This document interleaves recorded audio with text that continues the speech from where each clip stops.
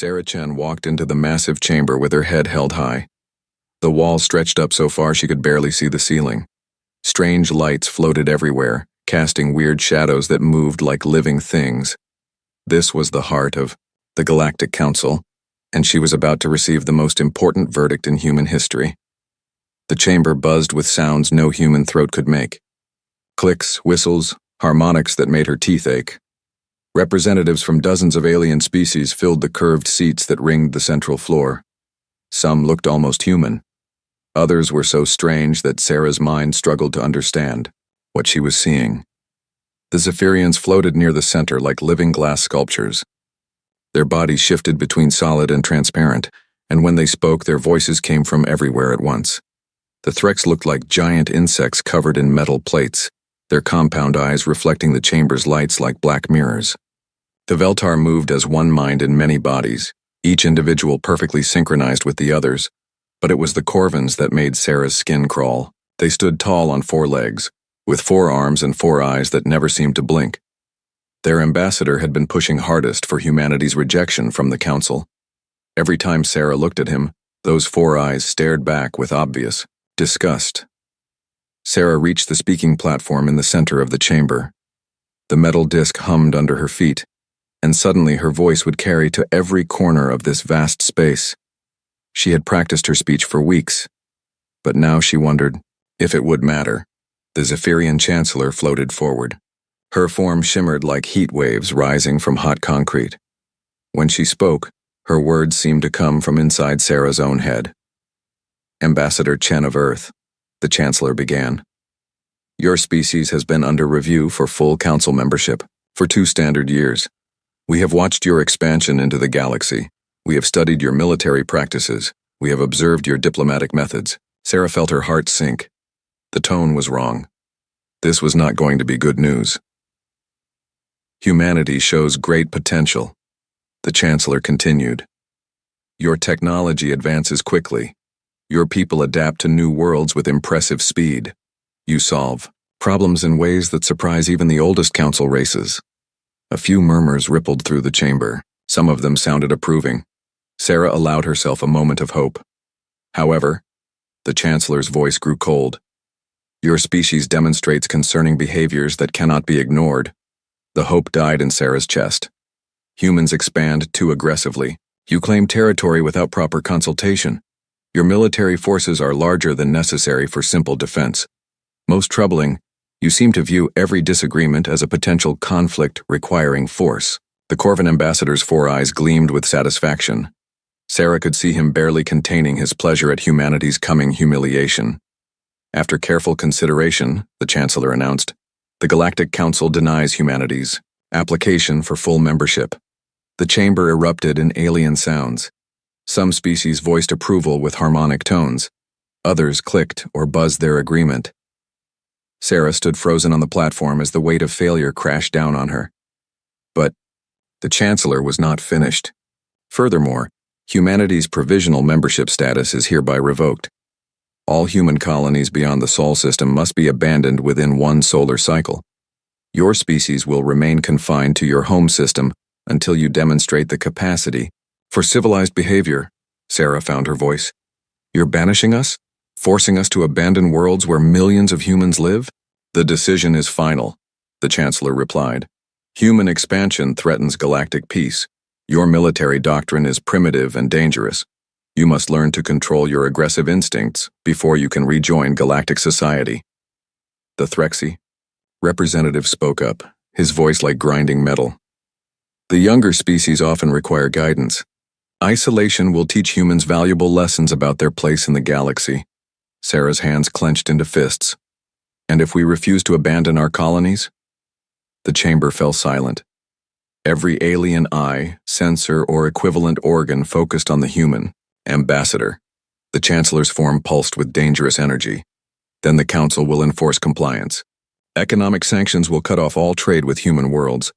Technology embargoes will prevent access to advanced systems your colonies need to survive.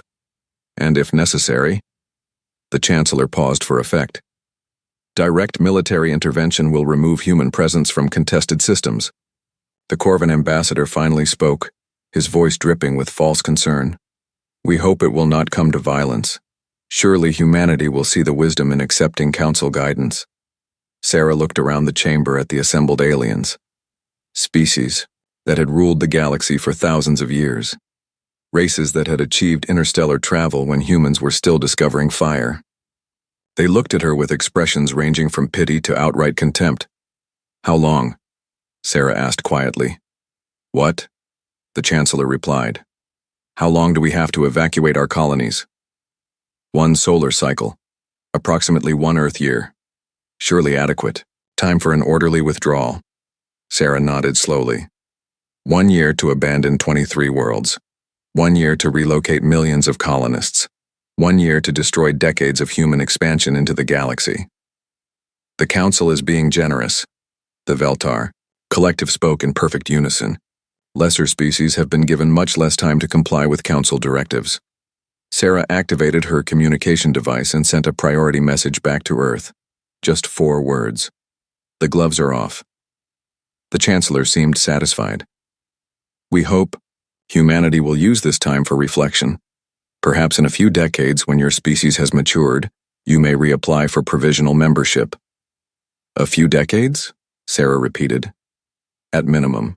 The Council must be certain that humanity has truly changed before allowing your return to galactic society." Sarah looked around the chamber one more time. These aliens thought they had won. They believed they had put the dangerous young species back in its place. They expected humans to slink back to Earth with their tails between their legs. They had no idea what they had just unleashed. "The Earth government will respond to your decision within the next few days," Sarah said formally. "I assume you want our answer delivered here?" "That will be acceptable," the Chancellor replied.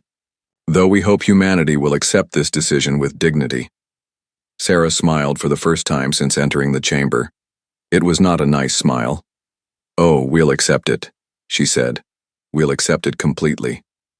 As Sarah walked out of the chamber, alien voices resumed their buzzing, clicking, and harmonizing behind her. They were probably discussing how to divide up the systems humanity would be forced to abandon. They were likely planning which species would benefit most from human withdrawal. None of them were thinking about what humans did when they were cornered. None of them understood that forcing humanity into isolation might not weaken them. Sarah reached the corridor outside the chamber and allowed herself one look back. Through the transparent walls, she could see the aliens celebrating their victory. The Corvin ambassador was receiving congratulations from several other species. They thought this was the end of the human problem. Sarah activated her communication device again and sent a longer message to President Webb. "Banishment confirmed. 1 year to evacuate all colonies. Council threatens military action if we refuse. Recommend immediate implementation of contingency plans. Time to show them what happens when you back humans into a corner." As she walked toward her transport ship, Sarah began to smile again. The aliens had made a serious mistake. They had given humanity exactly what it needed: a common enemy and a clear deadline. The galaxy was about to learn why humans had conquered their own world before reaching for the stars. President Marcus Webb stood at the observation window of Luna Station and watched the last transport ship from the Kepler colonies dock with the orbital platform. The massive vessel was packed with refugees from humanity's abandoned worlds. Families who had built new lives among the stars were now coming home to a solar system they barely remembered. 2 years had passed since Ambassador Chen delivered the Council's ultimatum. 2 years of the most organized retreat in human history. 23 worlds evacuated. Millions of colonists relocated. Decades of expansion undone in less time than it had taken to build. The aliens were watching, of course. Council scout ships lurked at the edge of the Sol system, making sure humans were obeying orders. They saw the steady stream of transport, ships bringing people home. They recorded the dismantling of orbital platforms and industrial complexes. They documented humanity's apparent submission to superior alien will, but they were not seeing everything. Dr. Elena Vasquez walked up behind Webb, her footsteps silent on the station's carpeted floor. As director of the Human Defense Initiative, she knew every detail of what humanity was really doing during this so-called retreat. "The last transport just docked," she reported. "Operation Cocoon is now complete. Webb nodded without turning from the window. Show me the final numbers. Elena activated her tablet and projected a holographic display between them. The three-dimensional map of the Sol system looked very different from what it had been 3 years ago. Defense grid expansion is at 300% of pre-council levels, Elena said. Every major asteroid has been converted into a weapons platform. Mars orbital space is completely ringed with automated defense satellites. Webb studied the display. Red dots marked weapons installations throughout the system. There were thousands of them. What about the shipyards? Mars construction facilities are operating at maximum capacity. We're building ships faster than we ever have before. The new automated systems we salvaged from abandoned colonies are working perfectly. That was the key to everything. When the HFY Council forced humanity to abandon their worlds, they had assumed humans would simply walk away from everything they had built. Instead, every useful piece of technology had been stripped from every abandoned facility and brought back to Sol and advanced manufacturing equipment from the industrial worlds. Rare mineral deposits from the mining colonies. Experimental technologies from the research stations. All of it now served humanity's real purpose. The Titan yards? Webb asked. Elena smiled. Ahead of schedule. We'll have our first Sovereign-class dreadnought ready for trials in 6 months. The design incorporates everything we learned from Council. Technology. Webb finally turned from the window. Everything? Every scanner, every piece of equipment, every data core from every Council ship that ever visited our worlds. We've reverse-engineered their shields, improved their weapons, and developed countermeasures they never imagined possible. The holographic display shifted to show technical specifications. The new human ships were sleek predators that looked nothing like the crude, chemical-powered vessels the Council remembered. These ships moved with impossible grace, powered by fusion reactors that human engineers had perfected in the hidden laboratories of the outer system. What about communications?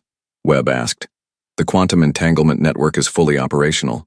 Every ship, every station, every major installation can communicate instantly, regardless of distance.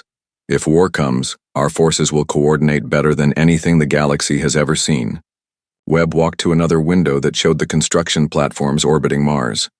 Massive skeletal frameworks surrounded half-built warships that bristled with weapons the Council had never seen before. The aliens thought humans were beaten and broken. They had no idea that humanity was building the largest war machine in galactic history. And our little gift to the Council? Webb asked with a cold smile. Elena's smile matched his.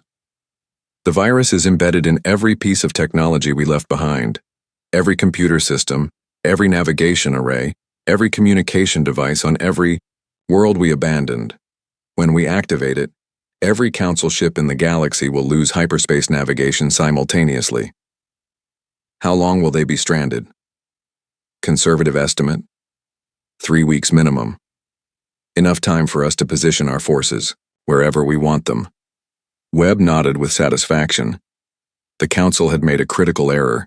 They thought forcing humans to retreat would break their spirit. Instead, it had focused their determination like a laser beam. There's something else, Elena said quietly. Intelligence reports from our deep space monitoring stations. What kind of reports? The Council species are getting comfortable. They think humanity is finished as a galactic power.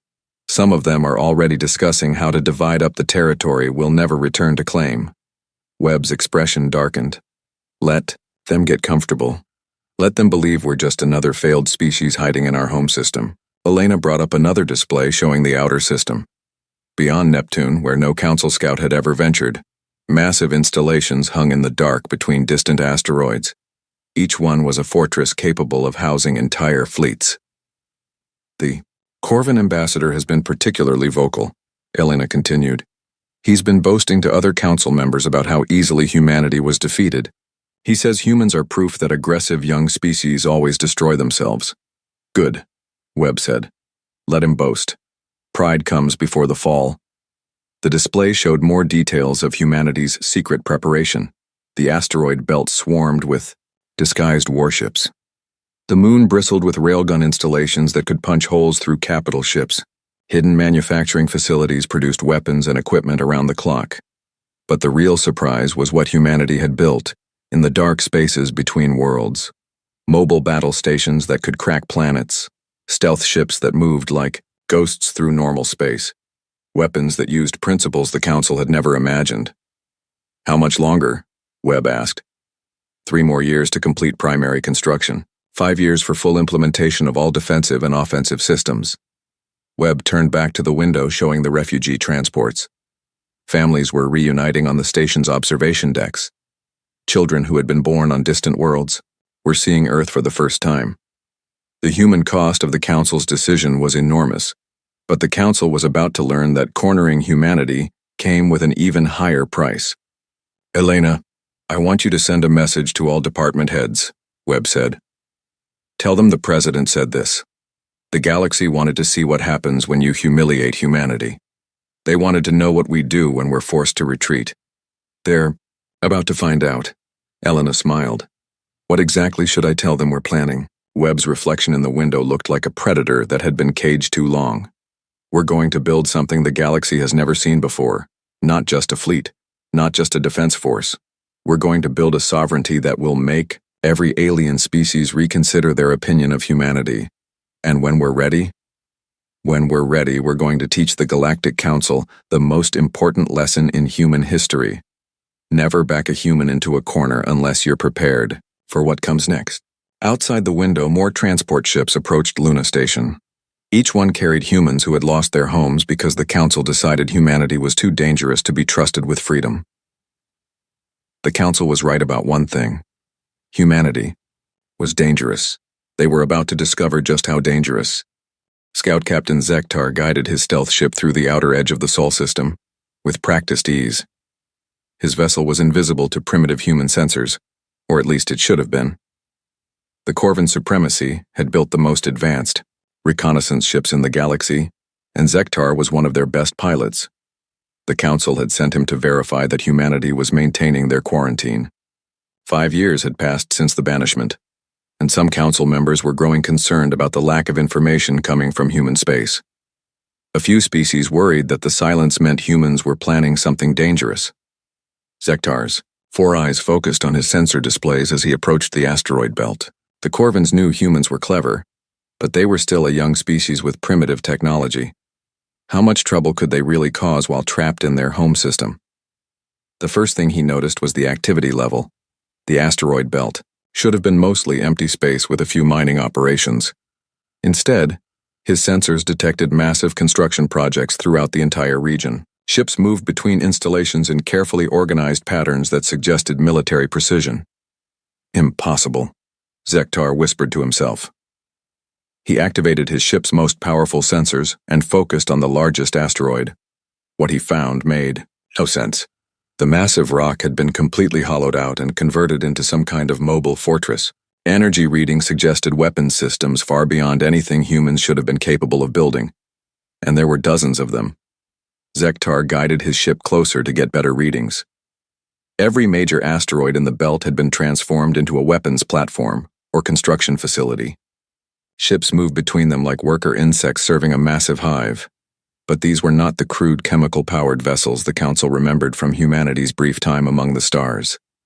These ships moved with impossible grace, their hulls gleaming with energy fields that Zektar's instruments could not identify. Sir, his sensor operator called from the back of the ship. I'm detecting weapons signatures unlike anything in our databases. Those aren't plasma cannons or particle beams. The energy patterns are completely unknown. Zektar felt a chill run through his 4-chambered heart. He had been monitoring galactic military technology for decades. He knew every weapon system, used by every major species. These readings suggested something entirely new. He directed his sensors toward Jupiter and immediately wished he hadn't. Hundreds of warships hung in perfect formation near the gas giant. Not just destroyers and cruisers, but massive dreadnoughts that dwarfed anything in the Council fleets. Each one bristled with weapon systems that hummed with barely contained energy. How many ships? Zektar asked his sensor operator. At least 800 in the Jupiter formation alone, sir. But I'm detecting similar concentrations throughout the system. Mars' orbit shows 300 vessels. Saturn has another 400. The total count is... What? Over 2,000 combat vessels, sir. all of them using technology that doesn't match any known specifications. Zektar stared at his displays in shock. The Council's largest fleet contained 800 ships. The humans had built a navy 3 times larger than anything the galaxy had ever seen, and they had done it in complete secrecy. That was when every screen on his bridge went dark. For a moment, Zektar thought his ship had suffered a power failure. Then all the displays flickered back to life, each one showing the same message written in perfect Corvan script. "Hello, Captain. We've been expecting you." Zektar's stealth field indicator began flashing red. His cloaking system was failing. Around his ship, space itself seemed to bend and twist as 12 human warships materialized from nowhere. The vessels were sleek predators that looked nothing like the primitive human ships he remembered. Their hulls rippled with adaptive armor that shifted from stealth black to mirror bright in seconds.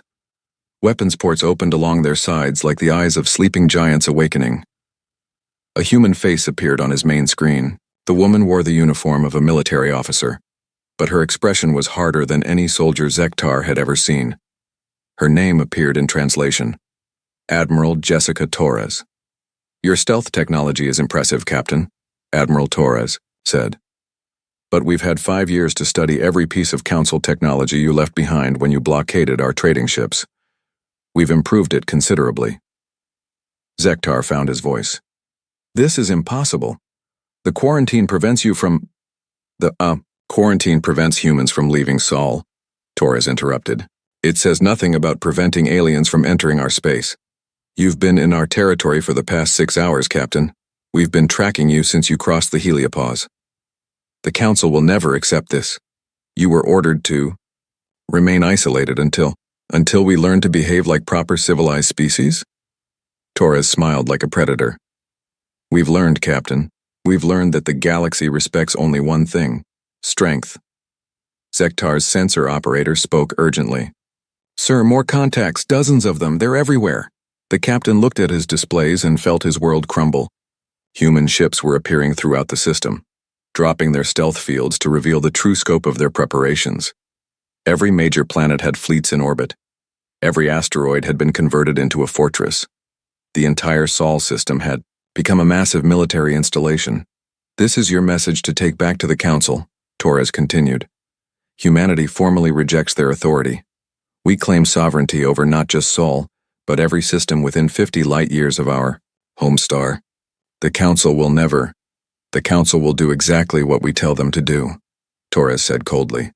"Because for the first time in galactic history, they're not the ones with the biggest fleet." Zektar stared at his sensor readings. The numbers were impossible. Humanity had built a war machine that could challenge the entire Galactic Council. Worse, they had done it using technology that was generations ahead of anything the Council possessed. "How?" he whispered. "You really want to know?" Torres asked. "Fine. Every time a Council ship visited our worlds, we learned something new. Every piece of equipment you left behind taught us about your technology. Every scanner, every computer core, every communication device gave us insights into your capabilities." The Admiral's smile grew colder. "But we didn't just copy your technology, Captain. We improved it. Human engineers took your designs and made them better. Human physicists solved problems your species gave up on centuries ago. Human strategists developed tactics your military leaders never imagined." Zektar felt like he was drowning in implications. The Council united dozens of species with thousands of years of technological development. How could one young race? "Because we had something you don't," Torres interrupted. "Motivation. You gave us the greatest possible incentive to innovate. You humiliated us in front of the entire galaxy. You forced us to abandon worlds where our children were born. You treated us like dangerous animals that needed to be caged." The human ships around Zektar's vessel began moving in perfect coordination. Their formation was so precise it looked like a dance choreographed by master strategists. "Humans don't just get angry, Captain," Torres continued. "We get creative. You backed us into a corner and gave us 5 years to think about what we wanted to do about it. This is what we built with that time." Zektar's communication system activated without his command. His ship was broadcasting everything it had recorded directly to the Council. The aliens would see the human fleets, the weaponized asteroids, The technological advances that should have been impossible. Why are you letting me go? Zektar asked. Because someone needs to deliver our ultimatum, Torres replied. Tell the Council that humanity is done asking for permission. Tell them we're claiming our place in this galaxy whether they like it or not. And tell them that if they want war, we'll give them war. But it won't be the primitive conflict they expect. Zektar's ship was released from whatever force had been holding it. As he prepared to flee toward the hyperspace jump point, Admiral Torres spoke one last time. Captain, there's one more thing the Council should know. What you've seen today? This is just our home system. We've been busy in other places too, as Zektar's ship jumped to hyperspace, carrying news that would shake the foundations of galactic civilization. More human fleets revealed themselves throughout the outer system, each one larger and more advanced than the last. Humanity hadn't been hiding in shame. They had been preparing for war.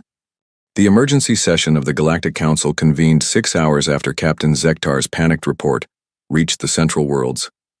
The great chamber that had witnessed humanity's banishment 5 years earlier now felt like a tomb as alien representatives processed the implications of what the scout captain had discovered. The Corvan ambassador stood at his speaking position, his 4 arms gesturing wildly as he addressed the assembled species. This changes nothing, he insisted, though his voice carried a note of desperation. They're still trapped in their system. We control the hyperspace lanes. We control galactic commerce. They cannot threaten us from their isolated corner of space. The Zephyrian Chancellor's form pulsed with agitated energy. Captain Zektar's sensor readings suggest otherwise. The humans have built a fleet larger than our combined forces.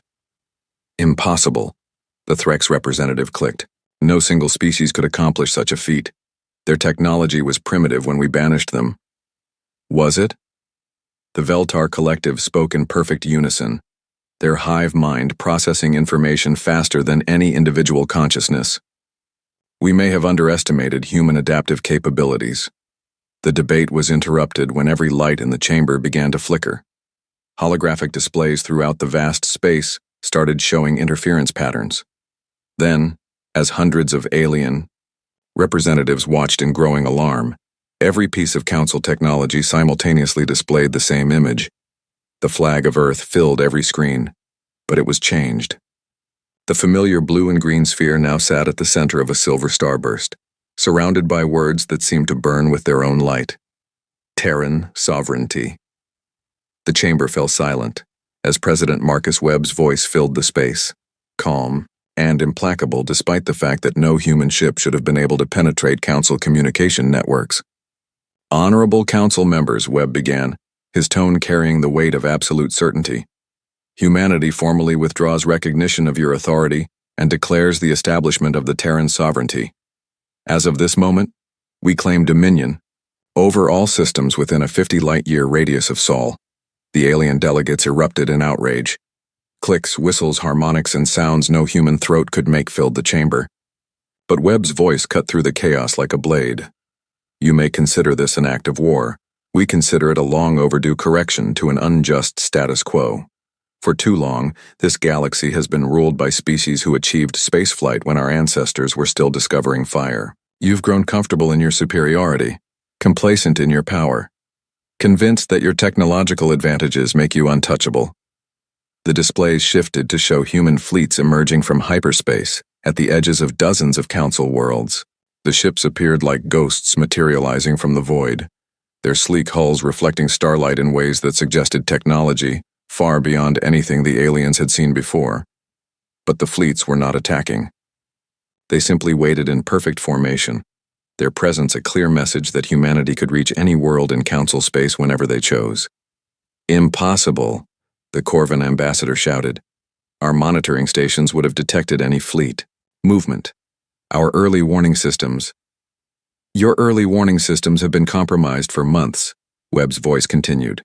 Every piece of technology you left behind on our abandoned worlds contained hidden monitoring devices. We've been watching your military movements, studying your defensive strategies, and mapping your communication network since the day you banished us. The Zephyrian Chancellor's form flickered with barely contained energy. Your primitive vessels are no match for Council technology. We have defenses you cannot imagine. Webb's laugh echoed through the chamber, cold and filled with dark amusement. Your defenses rely on technology we've been studying for 5 years. Every ship you sent to monitor our quarantine gave us new insights. Every scanner, every computer, core, every communication device taught us about your capabilities. The truth was beginning to dawn on the assembled aliens. The humans had not been cowering in their home system. They had been learning, adapting, improving. We reverse-engineered your shields and made them stronger, Webb continued. We studied your weapons and built better ones. We analyzed your tactics and developed countermeasures you never thought possible. Most importantly, we did something no council species has done in centuries. We innovated. The chamber's emergency lighting activated as more council systems began failing. Not crashing exactly, but responding to commands they had never been programmed to accept. Human code was spreading through galactic networks like a virus, taking control of systems that should have been completely secure. You made 2 critical errors. Webb's voice carried on relentlessly. First, you assumed that forcing us to retreat would break our spirit. Instead, it focused our resolve. Second, you failed to understand what humanity does when cornered. We don't just survive. We evolve. The displays showed the true scope of human preparation. Fleets stationed throughout the galaxy, mobile fortresses that could crack planets, weapons platforms hidden in the void between stars. The Sol system had become a massive shipyard that produced warships faster than the Council could count them. But the most shocking revelation was the technology itself. The human ships moved with impossible grace, their hulls rippling with adaptive armor that seemed almost alive. Their weapons fired energy beams that cut through space in ways that violated known physics. This is madness. The Threx representative clicked frantically. The Council has maintained galactic peace for 10,000 years. You cannot simply declare independence from the established order. Watch us, Webb replied simply. The Veltar collective spoke with unusual emotion in their synchronized voices. What do you want from us? Recognition, Webb answered. The Terran sovereignty offers one chance for peaceful coexistence. Acknowledge our independence, withdraw from our claimed territory, and establish new diplomatic relations based on equality, rather than condescension. And if we refuse, the Corvan ambassador demanded, then you'll discover why human military doctrine seemed so primitive to you, Webb said. We don't fight wars to prove points or establish dominance. We fight wars to win them completely and permanently. The displays shifted again, showing detailed tactical analyses of every major council fleet. Defensive positions that had been secrets for centuries were laid bare. Ship movements that should have been undetectable were tracked with perfect precision. We know where every one of your fleets is positioned, Webb continued. We know the capabilities of every ship class in your navies. We know which species are your strongest allies and which ones are secretly planning to abandon you if a real war begins. Several alien representatives looked uncomfortable. The humans were right about the secret plans. The Council's unity was not as solid as they pretended. You have 72 hours to decide, Webb announced. Recognize the Terran sovereignty and withdraw from our claimed systems, or face the consequences of your choice. What consequences? The Chancellor demanded. The same ones you threatened us with 5 years ago, Webb replied. Economic sanctions that will cut off your access to the raw materials we now control. Technology embargoes that will prevent you from adapting to our advances. And if necessary, direct military intervention to enforce our territorial claims. The irony was not lost on anyone in the chamber. Humanity was using the Council's own playbook against them.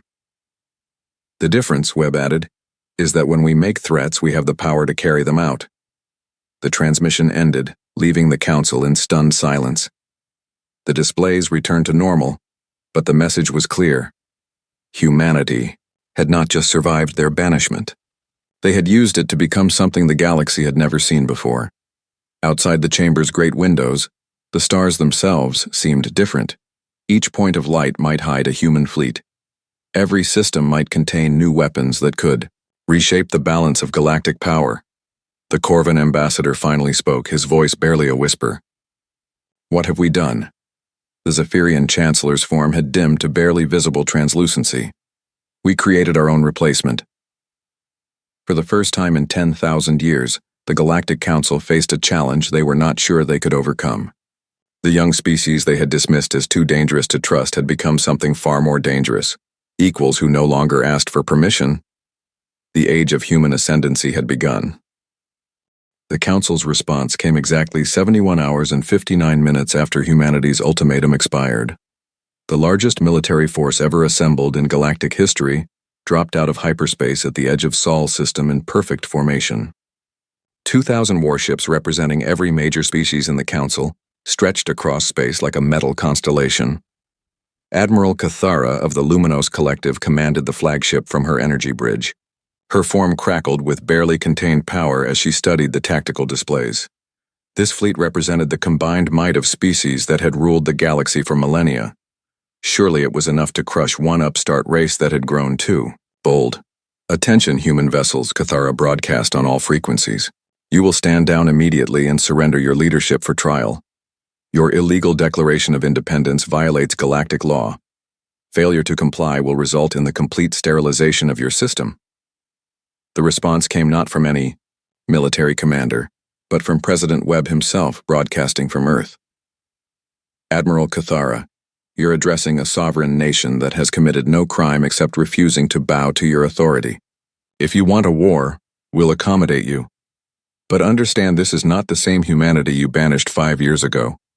Cathara's energy form pulsed with contempt. "Your bravado is admirable but futile. Our fleet outnumbers yours 10 to 1. We have weapons that can crack planets and shields that have never been breached. Surrender now and we may show mercy to your civilian population." "Admiral." Webb's voice carried calm certainty. "You're making the same mistake everyone makes when they encounter humanity for the first time. You're assuming this is our full strength."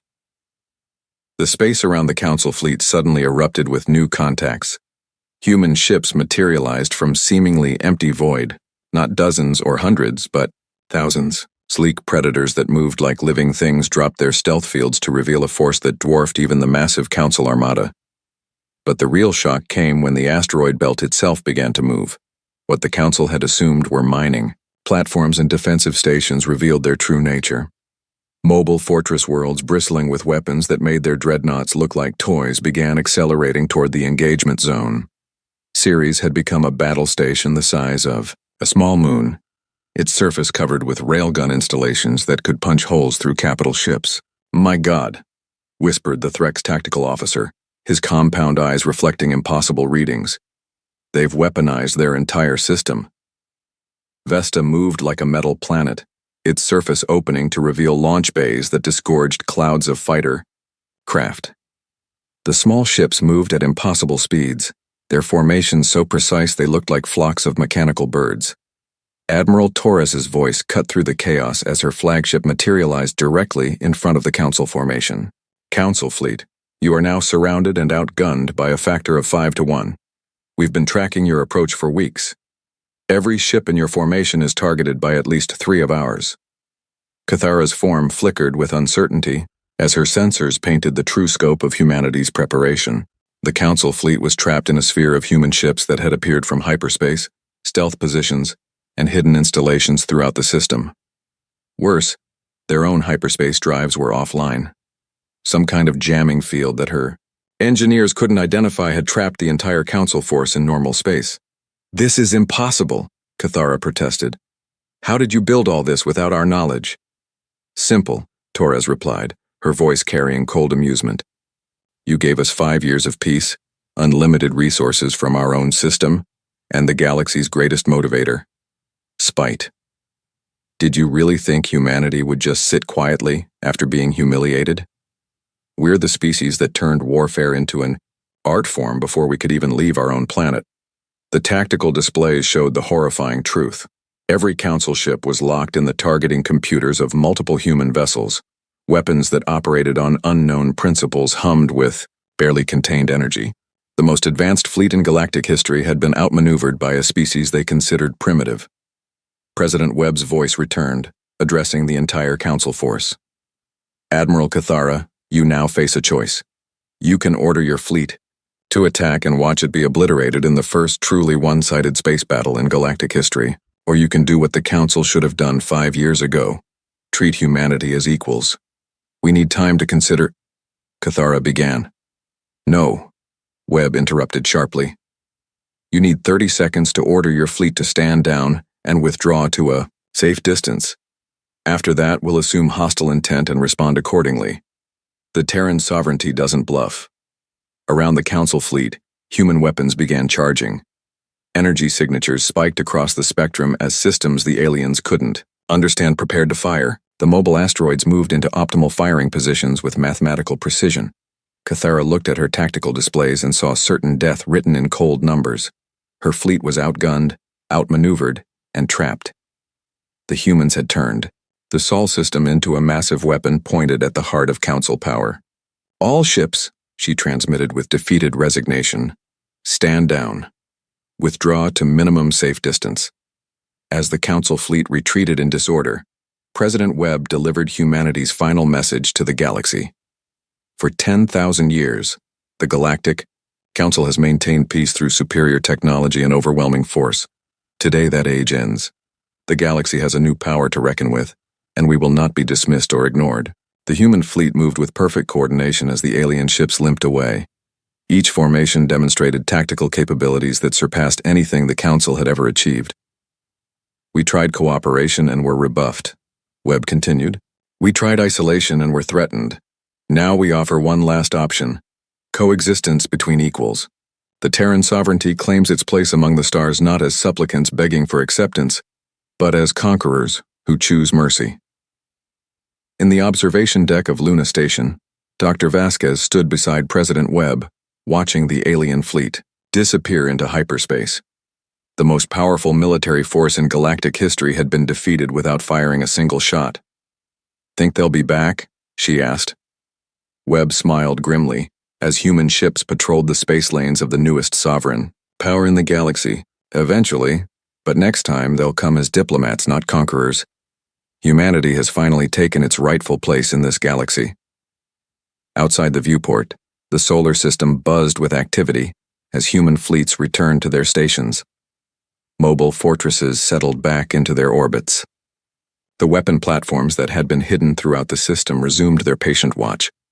But the message had been sent to every species in the galaxy. Earth was no longer the isolated world of a banished race. It was the capital of a sovereignty that had proven itself stronger than the combined might of the ancient council. The Corvan ambassador would receive word of the defeat within hours. The species that had pushed hardest for humanity's banishment would learn that their actions had created something far more dangerous than they could have imagined. Other alien races would reconsider their allegiances. The younger species that had been denied council membership would see that there was now an alternative to begging for acceptance from the established order. And throughout the galaxy, human colonies that had been abandoned 5 years earlier would receive a simple message: come home. Earth remembers its children. The age of human ascendancy had begun with a demonstration of power that would echo through the stars for generations. Humanity had been banished from the council as a dangerous young species that needed to be controlled. They had returned as conquerors who chose to show mercy. The galaxy would never be the same.